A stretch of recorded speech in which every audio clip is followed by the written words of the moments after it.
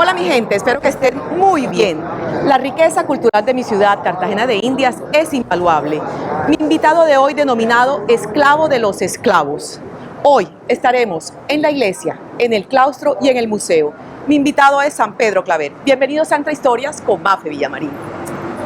Esta tierra de raíces africanas, donde el sol calienta bien fuerte, el mar Caribe y la brisa golpea, me consta linda Cartagena. Hoy voy por la calle San Juan de Dios, en el Corralito de Piedra, llegando a uno de los lugares que más me gusta de Cartagena. La entrada tiene diferentes valores: 14,000 pesos todo público, 9,000 pesos estudiantes que presenten sus carnets, niños y adulto mayor. El horario de atención es de 8 de la mañana a 6:30 de la tarde. Pero vamos a ponernos en contexto. ¿Quién fue Pedro Claver?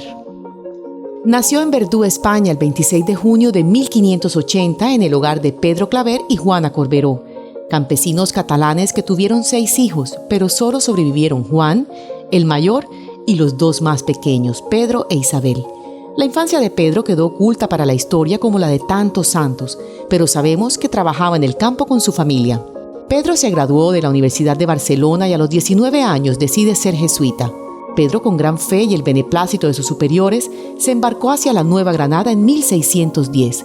Debía estudiar su teología en Santa Fe de Bogotá, donde estuvo 2 años. Luego es enviado a Cartagena de Indias y es ordenado sacerdote el 20 de marzo de 1616.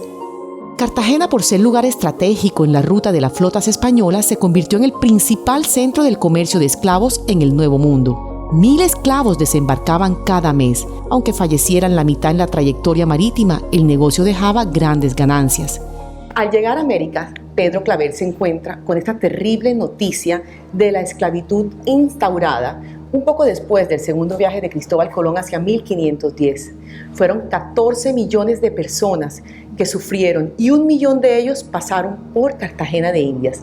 Normalmente venían del Congo, de Guinea y de Angola. Los utilizaban para trabajos muy forzados. La verdad es que ese fue un episodio fatal de ese mercado humano que se llevó a cabo en esa época.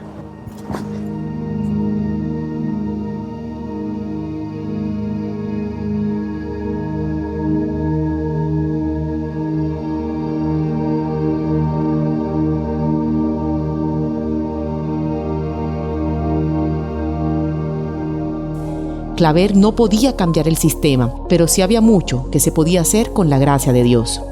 Pedro se definió como Ego Petrus Claver, Etiopum semper servus.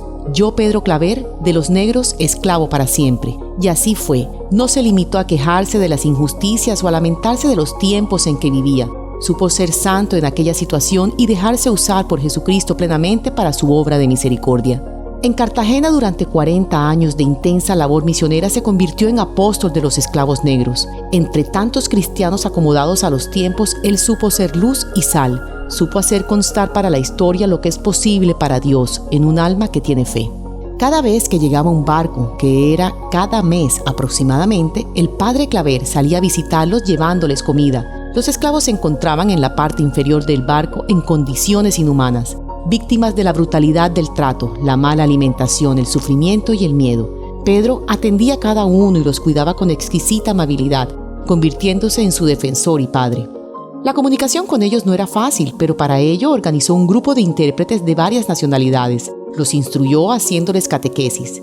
Mientras los esclavos estaban retenidos en Cartagena, en espera de ser comprados y llevados a diversos lugares, el padre Claver los instruía y los bautizaba. Se preocupaba por sus necesidades y los defendía de sus opresores. Muchos se sentían molestos con la caridad del padre Claver. Aún así, el padre continuaba humildemente con la fe y ayuda de Dios, siendo un gran profeta del amor evangélico que no tiene fronteras ni color. Era conocido en toda Nueva Granada por sus milagros. Llegó a catequizar y bautizar a más de 300,000 negros. Murió el 9 de septiembre de 1654. Con gran paz se fue al cielo. Fue beatificado el 16 de julio de 1850 por Pío IX, canonizado el 15 de enero de 1888 por León XIII, junto con Alfonso Rodríguez. El 7 de julio de 1896 fue proclamado patrón especial de todas las misiones católicas entre los negros. El Papa Juan Pablo II rezó ante los restos mortales de San Pedro Claver en la iglesia de los jesuitas en Cartagena el 6 de julio de 1986. Su historia y recuerdo está en el Santuario Museo San Pedro Claver, el cual funciona en un antiguo claustro colonial perteneciente a la Orden de los Jesuitas, quienes llegaron a Cartagena en 1604. Este lugar fue hospital, cuartel militar y el colegio de los jesuitas. El museo cuenta con diferentes salas de exhibición. Una sala muestra la amplia colección de arte religioso colonial, cuadros religiosos antiguos o pinturas de algunos artistas europeos de importancia en el momento, bellas tallas en madera y algunos otros objetos, todos de gran valor estético e histórico.